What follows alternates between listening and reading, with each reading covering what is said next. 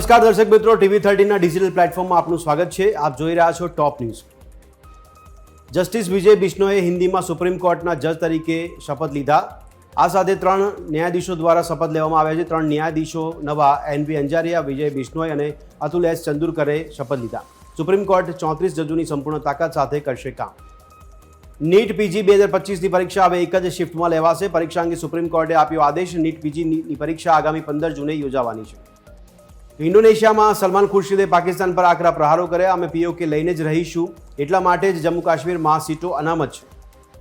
પહેલગામ હુમલાના 96 કલાકની અંદર જ નૌસેના હુમલા માટે તૈયાર હતી. INS વિક્રાંત પરથી રક્ષામંત્રીનો મોટો ખુલાસો. રાજનાથસિંહે જવાનો સાથે INS વિક્રાંતમાં સવાર જોવા મળ્યા.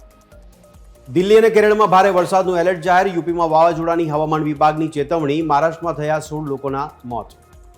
ભારતની GDP વૃદ્ધિ ધીમી પડી. માર્ચ ક્વાર્ટરમાં 7.4% વૃદ્ધિ નોંધાઈ, જે ગયા વર્ષના સમાન સમયગાળા દરમિયાન 8.4% હતી. સમગ્ર નાણાકીય વર્ષની GDP 9.2%થી ઘટીને 6.5%. સુરેન્દ્રનગરમાં પિતા પુત્રના એન્કાઉન્ટર કેસમાં PSI સહિત 7 પોલીસકર્મીઓ સામે ગુનો દાખલ. પરિવારે નકલી એન્કાઉન્ટરની હાઈકોર્ટમાં કરી હતી પિટિશન. ટૂંક સમયમાં થઈ શકે છે ધરપકડ.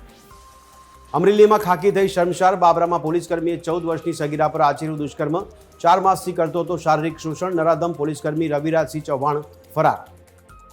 અમરેલીમાં સાવરકુંડલામાં ભેંસણિયા ડેમમાં 2 બાળકો ડૂબ્યા. ડેમમાં નાહવા ગયેલા 3માંથી 2 બાળકો ડૂબ્યા. મોરબીના હળવદમાં પણ વોકળામાં નાહવા પડેલા 2 બાળકોના ડૂબી જવાથી મોત.